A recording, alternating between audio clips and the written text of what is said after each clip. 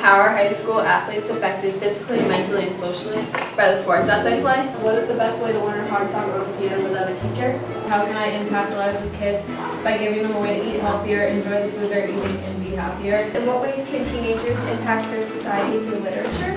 Should American Sign Language become a foreign language class at high schools? Can reading a chapter a night decrease stress?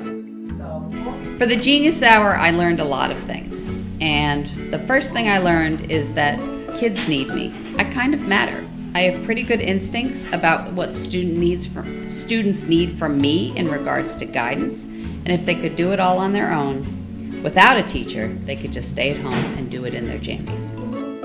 So I learned a lot throughout this project.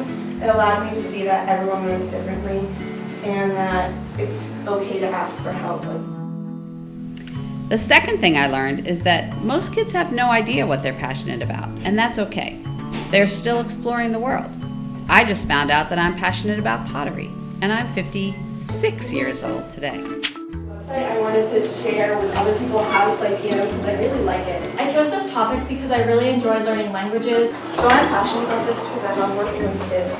And as a kid, I've always loved making characters and writing stories. Sports is like a big part of my life. I'm really passionate about it, and it's like one of the biggest parts of my life. I have always been a really picky eater, and I struggled with finding foods that were like good for me but also that I liked. I also like to help people and work with children. I think that we should be able to take control of our lives basically and take necessary steps in order to reduce our stress.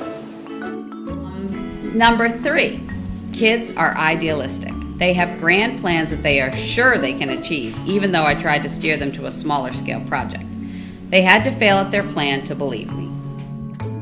I wanted to learn if I was being affected negatively or positively by the physical, mental, and social impacts of an athlete. And I wanted people to understand the reality of reality television. I wanted to see if I could teach myself how to play piano, how to play a hard song that I've always wanted to play. Number 4, people like to plan, myself included. The hard part is following through on a plan.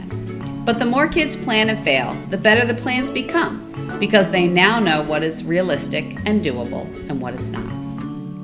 So I ended up procrastinating a lot and doing most of my work in April or March. I did that for a couple weeks, but it didn't work. I realized how much it was along with all the other schoolwork I had. But then I realized that it wasn't always going to be accurate. Number 5, the pitch presentations were better for many people than the final presentations. I'll have to think about why that's so and see if I can change the final presentation format to make it more interesting. Number 6, failure doesn't equal a waste of time. Even though students didn't always do what they were supposed to be doing, the majority of the students learned something about themselves that they didn't know before, or something about something that they didn't know before. And many of them stepped out of their comfort zones to interview people or do surveys or make websites.